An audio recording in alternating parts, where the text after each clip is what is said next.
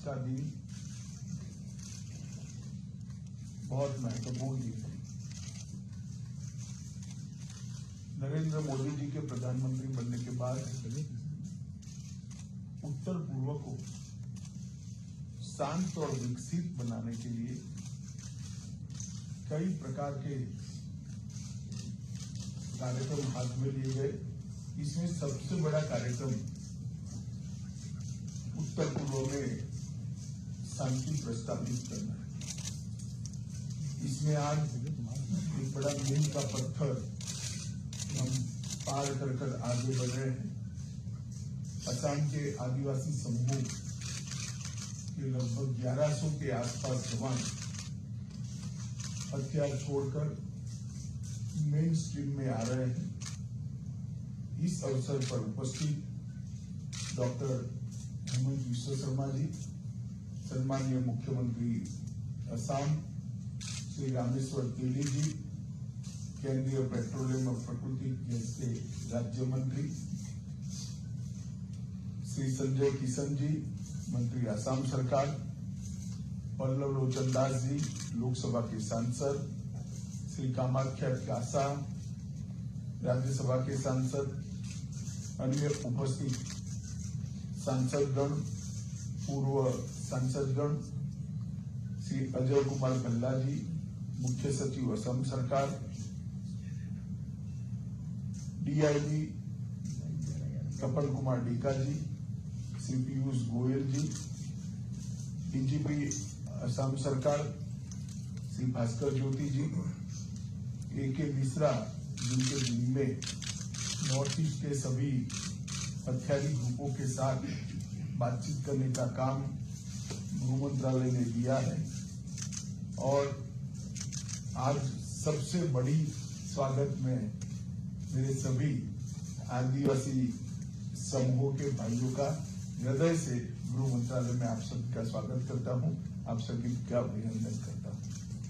मित्रों, आज जो ये कार्यक्रम है वो कार्यक्रम एक लंबे समय से 2014 से जो हमने प्रक्रिया प्रारंभ की है, नॉर्थ ईस्ट को शांत और समृद्ध बनाने की, वो प्रक्रिया का महत्वपूर्ण पड़ाव है।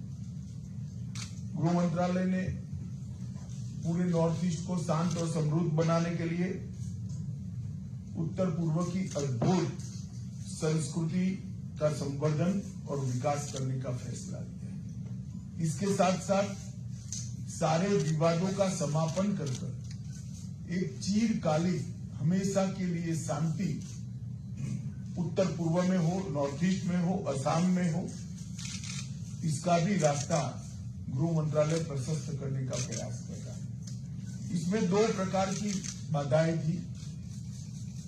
कुछ संवादहीनता के कारण, अलग अलग हितों के टकराव से अनेक ट्राइब्स के ग्रुपों ने अपने अपने हाथ में हथियार उठा लिए और इसके कारण ग्रुप के बीच में, ग्रुप और राज्यों की पुलिस के बीच में, ग्रुप और केंद्र सरकार के सशस्त्र बलों के बीच में कई मुठभेड़ें हुई, हजारों लोग मारे गए, दोनों ओर से मारे गए, जनता भी मारी गई, पुलिस कर्मचारी भी मारे गए, सशस्त्र बलों के जवान भी मारे गए और हथियारी ग्रुपों के युवा भी मारे गए।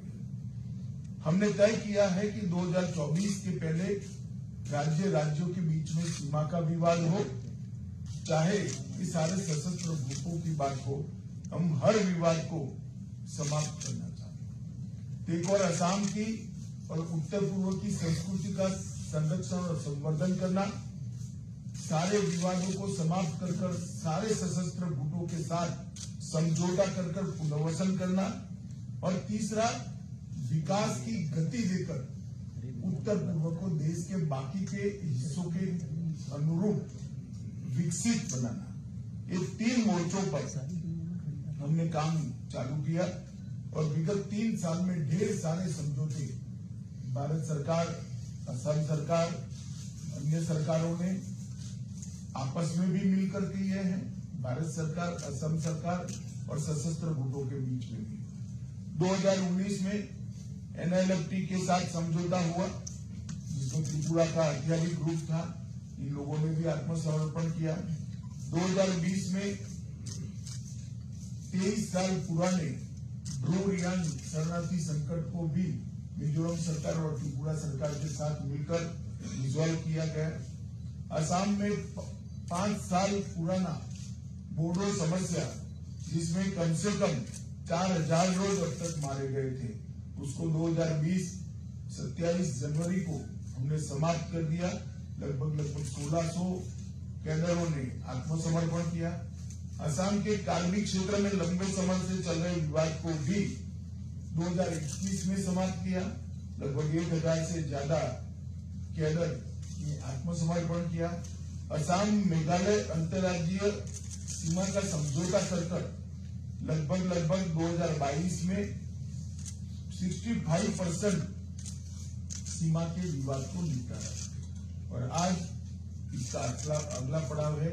मेरे सभी साथी आज मेन स्ट्रीम में आ रहे हैं। भारत सरकार के गृह मंत्रालय की ओर से, मोदी जी की ओर से और मेरे स्वयं की ओर से आप सभी का बहुत बहुत मन से मैं स्वागत करना चाहता हूं। और आपके पुनर्वसन के लिए जो कुछ भी इस एग्रीमेंट में किया है, ये सुनिश्चित करेगी भारत सरकार और असम के मुख्यमंत्री और असम सरकार मिलकर ये पूरा पालन। नरेंद्र मोदी सरकार का एक रिकॉर्ड, जितने भी समझौते हमने साइन किए हैं वो समझौते के अब तक 93% काम समाप्त। तो आप लोगों को भी मैं भरोसा दिलाना चाहता हूं, आपने जो अकॉर्ड साइन किया है उसको लेटर और स्पिरिट में हम नीचे तक पहुंचाएंगे। और इसका एक अच्छा परिणाम है।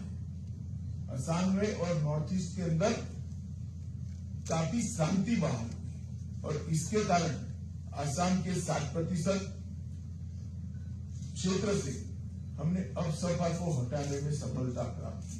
अरुणाचल प्रदेश में सिर्फ 2 पुलिस स्टेशन में अफसफा बचा है। नागालैंड के 7 जिलों के सिर्फ 15 पुलिस स्टेशन में बचा है। और त्रिपुरा और मेघालय अफसफा से संपूर्णपणे मुक्त कर दिए गए। मित्रों, आज हमने आपके साथ समझौते में राजनीतिक, आर्थिक और शैक्षिक आकांक्षाएं जो आदिवासी समाज के लोगों की है, इसको पूरा करने का जिम्मा भारत सरकार और असम सरकार ने लिया है। सामाजिक, सांस्कृतिक, भाषीय और जातीय पहचान न केवल सुरक्षित हो और मजबूत बने, इसके लिए भी भारत सरकार ने आपके साथ, असम सरकार ने आपके साथ एग्रीमेंट किया है। और चाय बागान और सारे गांवों के अंदर तुरंत ही त्वरित गति से केंद्रित विकास हो, इसके लिए भी वो दोनों सरकारें मिलकर हम प्रयास करेंगे। एक जनजातीय कल्याण और विकास परिषद की स्थापना भी असम सरकार करेगी और भारत सरकार चाय बागान श्रमिकों के कल्याण के लिए भी अनेक उपाय हाथ में लेगी। लगभग 1000 करोड़ रुपए का 5 साल का पैकेज एक क्षेत्र के विकास के लिए हमने जो तय किया है, 5 साल में उसको सुनिश्चित रूप से पूरा कर दिया जाएगा। मित्रों, इस अवसर पर मैं आप लोगों को कुछ आंकड़े जरूर बताना चाहता हूं कि घटनाएं जो पहले आतंकवाद से संबंधित घटनाएं जो नॉर्थ ईस्ट में 2014 में जब मोदी जी की सरकार आई थी, तब 824 होती थी सालाना, वो घटकर 158 होती है। और जो जवान मारे जाते थे वो 181 मारे जाते थे। जिन्होंने हथियार हाथ में पकड़ा है वो अब 6 मारे जाते हैं। सिक्योरिटी फोर्सेज जो पहले हर साल 20 मारे जाते थे, अब 2 मारे जाते हैं। सिविलियन पहले 212 मारे जाते थे, अब सिर्फ 6 मारे गए हैं। और सरेंडर ग्रुपों की संख्या लगभग 10,000 पार कर गई। 10,000 युवा मेन स्ट्रीम में आए हैं, ये बहुत बड़ी बात है। और लगभग 7,000 से ज्यादा हथियारों को भी सरेंडर किया गया है। ये बहुत बड़ी उपलब्धि नॉर्थ ईस्ट के विकास के लिए। हम चाहते हैं कि उत्तर पूर्व का सबसे बड़ा राज्य असम ड्रग फ्री हो, टेररिज्म फ्री हो, डिस्प्यूट फ्री हो और संपूर्ण विकसित हो। इस दिशा में मोदी जी के नेतृत्व में भारत सरकार और भारत सरकार का गृह मंत्रालय दोनों पुरजोर कोशिश के साथ काम में लगे हैं। मोदी जी ने हमें अष्टलक्ष्मी का एक विजन दिया है। उत्तर पूर्व के 8 राज्य भारत के विकास के लिए, भारत के अर्थतंत्र के लिए अष्टलक्ष्मी बनकर उभरे। इस दिशा में हम काम करेंगे। मैं आज फिर से आसाम के मुख्यमंत्री श्री हेमंत बिस्वा शर्मा जी और भारत सरकार के जो अधिकारी इसमें लगे थे, आसाम सरकार के जो अधिकारी इसमें लगे थे और विशेषकर मेरे सब आदिवासी भाइयों बहनों का हृदय से धन्यवाद करता हूं कि आपने मेन स्ट्रीम में आकर अपने क्षेत्र को शांति और विकास से युक्त करने का एक बहुत बड़ा काम किया है। और अंत में फिर से मैं विश्वास दिलाता हूं कि समझौते की हर साइन की गई, दस्तखत की गई हर एक बात का पूर्णतया पालन हम करेंगे। ऐसा विश्वास दिलाकर मेरी बात को समाप्त करता हूं। वंदे मातरम। बहुत बहुत धन्यवाद। हमारे अपर सचिव को मैं रिक्वेस्ट करूंगा कि फॉर्मल धन्यवाद प्रस्ताव